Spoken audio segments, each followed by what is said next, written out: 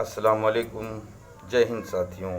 मैं जाबिर शेख, शाखा 7 NGO president और इंडिया न्यूज़ 7 का रिपोर्टर, और एक बार फिर मेरे देशवासियों के सामने एक नए मुद्दे के साथ में हाजिर हुआ हूँ।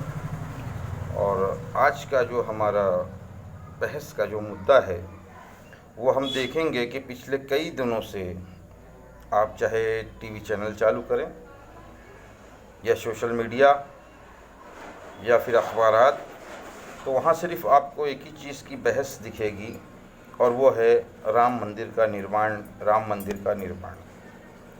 तो मेरा एक सवाल है मेरे देशवासियों से कि जब सुप्रीम कोर्ट का जजमेंट आ गया और सारे लोगों ने उस पर सहमति जताई कि भाई वहाँ राम मंदिर बनेगा, निर्माण होगा, तो आप बनाएं, भव्य राम मंदिर बनाएं। हम कहते हैं कि जितनी आपकी सोच है उससे कई गुना ज़्यादा भव्य मंदिर बनाएं रामचंद्र जी का। लेकिन मंदिर कभी भी बन सकता है, क्योंकि अब उसमें कोई अड़चन नहीं है, कोई रोड़े डालने वाला नहीं है, क्योंकि कोर्ट के जो फैसले आए सुप्रीम कोर्ट के, उसको सारे लोगों ने एक्सेप्ट किया, उसको कबूल किया। तो मंदिर आप कभी भी बना सकते हैं। लेकिन जिस वक्त सारी दुनिया और देश इस स्थिति से गुज़र रहे हैं, इस बुरे दौर से गुज़र रहे हैं, ऐसे दौर में जब हॉस्पिटल की ज़रूरत है, लोगों को मेडिकल ट्रीटमेंट की ज़रूरत है, ऐसे वक्त में मंदिर बनाने की क्या ज़रूरत पड़ गई आपको?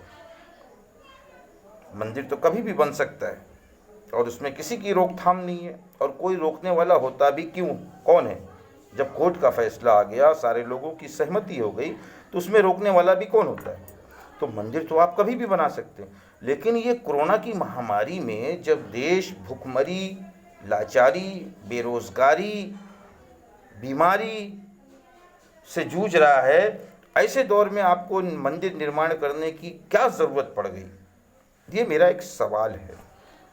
उसके बाद MP का CM Shivraj Singh Chouhan corona positive पाया जाता है, अस्पताल में भर्ती किया जाता है उसको। लेकिन हॉस्पिटल में भर्ती करने के बाद ये देखने को मिला कि वो कोरोना पेशेंट तो किसी हिसाब से नहीं लग रहा है, वो तो ऐसा लग रहा है कि किसी 5 स्टार होटल में बैठा और फोटो शूट करा रहा है।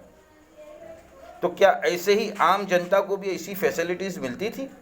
ना उसके मुंह पे मास्क है, ना सोशल डिस्टेंसिंग का कोई पालन कर रहा है, आराम से वो हॉस्पिटल में यहाँ से वहाँ घूम रहा है, खा रहा है, पी रहा है, तो उसको तो कहीं पर भी जाहिर नहीं होता। और उसके बाद अभी ये सुनने में आ रहा है, अमित शाह जी ने खुद कह दिया कि भाई मुझे कोरोना पॉजिटिव है, तो जो लोग मेरे संपर्क में थे तो वो अपना टेस्ट करा लें। तो कहने का मतलब ये है कि जब 3 महीने का लॉकडाउन चल रहा था, उस बीच में हमारे गृह मंत्री अमित शाह जी क्वारंटीन थे, कहीं पर भी नहीं दिखे, ना ही किसी से मिले। तब उनको कोरोना पॉजिटिव कैसे हो गया? क्या वो दिल्ली मरकज़, निजामुद्दीन मरकज़ पे गए थे या किसी जमाती से मिले थे?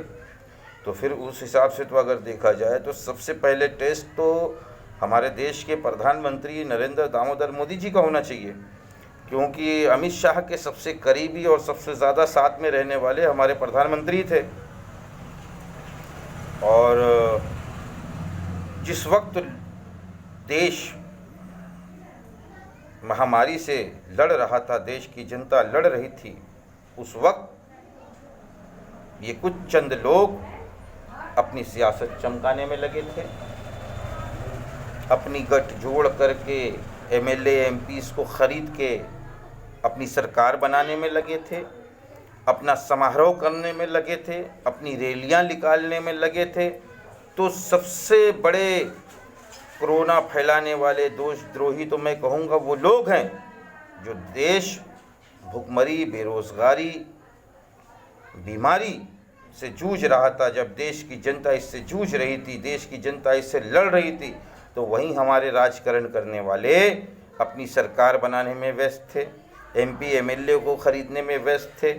उन सब चीज़ों के लिए इनके पास पैसा है, लेकिन देश की जनता के लिए, देश की जनता के खाने के लिए, देश की जनता के इलाज के लिए, देश की जनता के रोज़गार के लिए सिर्फ पैकेजेस का ऐलान है, बाकी पैसा नहीं है।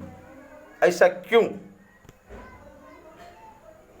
कितना देश को शर्मसार किया जाएगा, किस हद तक गिरा जाएगा, किस निचली स्तर तक जाके वोट की राजनीति की जाएगी।